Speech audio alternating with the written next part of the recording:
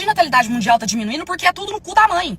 É tudo no cu da mãe. É a mãe que para de estudar, é a mãe que para de trabalhar, é a mãe que para de correr atrás de seus sonhos. É a mãe que abre mão de viver a sua vida pra viver em prol da vida dos filhos. É a mãe que aguenta desaforo e julgamento todos os dias. É a mãe que precisa entrar na justiça pra fazer com que um adulto disfuncional cumpra metade do seu dever. Eu mesmo, isso aí eu nunca fiz, eu me abstenho desse direito. Porque se um juiz precisa falar pra um adulto o que ele precisa fazer, pra mim esse adulto e merda é a mesma coisa. Então não vale a pena nem mexer, porque merda, enquanto mais mexe, mais fede.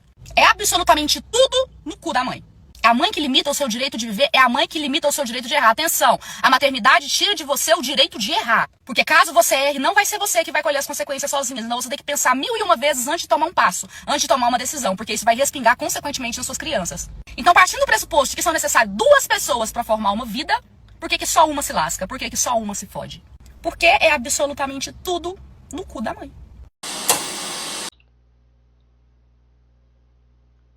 A queda da taxa de natalidade tem múltiplos fatores. Em alguns pontos levantados no vídeo são até verdadeiros.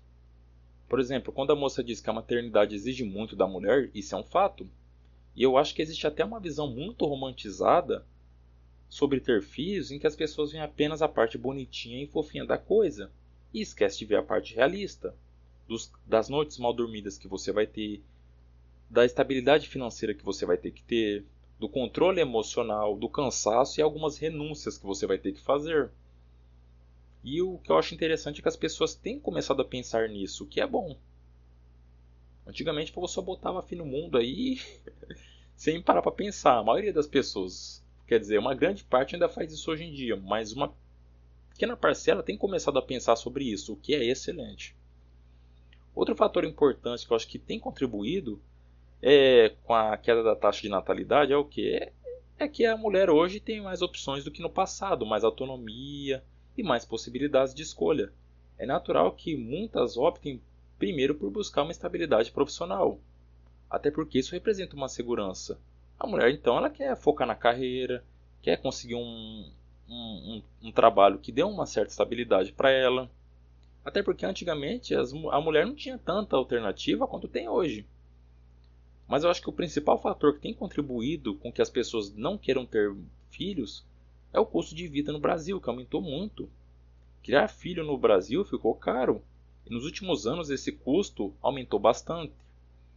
As pessoas estão percebendo que ter filhos exige uma estrutura financeira maior, e a tendência é que isso se torne ainda mais difícil. Até aqui são fatores ditos no vídeo que eu concordo. Eu acho que um ponto questionável surge quando se afirma que tudo cai nas costas da mãe. Em grande parte dos casos, essa situação está ligada às escolhas feitas antes por ela. Quando se fala, por exemplo, em adulto disfuncional, estamos falando de quem? Do pai? Porque se esse for o caso, parte da responsabilidade também envolve a escolha do parceiro que a mãe decidiu ter. Uma relação sexual desprotegida com alguém que não demonstra responsabilidade já envolve um risco. Hoje, inclusive, existem mais métodos contraceptivos para as mulheres do que para os homens. É uma coisa que você tem que parar para pensar também. Nesse sentido, parte da responsabilidade pode estar relacionada à falta de uso de métodos contraceptivos e também à escolha de um parceiro inadequado.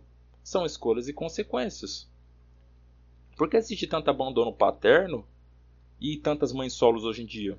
Porque muitas decisões são tomadas de forma imatura.